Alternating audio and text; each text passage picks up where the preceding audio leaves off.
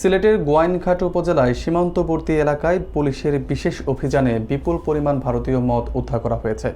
গোপন সংবাদের ভিত্তিতে পরিচালিত এই অভিযানে পরিত্যক্ত অবস্থায় মদগুলো জব্দ করা হয়। পুলিশ জানায়, উদ্ধারকৃত মদের বাজার মূল্য উল্লেখযোগ্য। সীমান্ত এলাকায় মাদক ও চোরাচালান প্রতিরোধে অভিযান আরও জোরদার করা হয়েছে বলে জানানো হয়েছে। বিস্তারিত থাকছে নাইম আহমদের প্রতিবেদনে। সিলেটের গোয়াইনঘাট উপজেলায় সীমান্তবর্তী এলাকায় মাদক ও চোরাচালান প্রতিরোধে পুলিশের বিশেষ অভিযানে বিপুল পরিমাণ ভারতীয় মদ উদ্ধার করা হয়েছে। গোপন সংবাদের ভিত্তিতে গোয়াইনঘাট থানার উপপরিদর্শক আব্দুল হান্নানের নেতৃত্বে থানাধীন নলজরি গ্রামে এই অভিযান পরিচালনা করা হয়। অভিযানের সময় সীমান্ত সংলগ্ন একটি এলাকায় পরিত্যক্ত অবস্থায় 466 বোতল ভারতীয় মদ উদ্ধার করতে সক্ষম হয় পুলিশ। পুলিশ সূত্রে জানা যায়, উদ্ধারকৃত মদের আনুমানিক বাজার মূল্য প্রায় 5 লাখ টাকা। ধারণা করা হচ্ছে, সীমান্ত পথে চোরাচালানের মাধ্যমে এসব মাদকদ্রব্য দেশে প্রবেশ করানো হয়েছিল এবং সুবিধাজনক সময়ে পাচারের উদ্দেশ্যে সেখানে মজুদ রাখা হয়েছিল।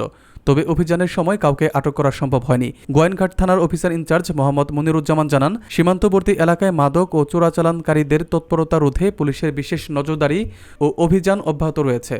উদ্ধারকৃত মাদকদ্রব্যের বিষয়ে প্রয়োজনীয় আইনগত ব্যবস্থা গ্রহণের প্রক্রিয়া চলমান রয়েছে।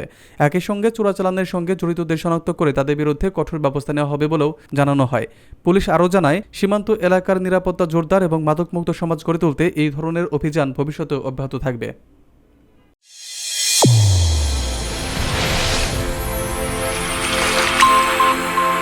চ্যানেল A1 হৃদয়ের স্পন্দন।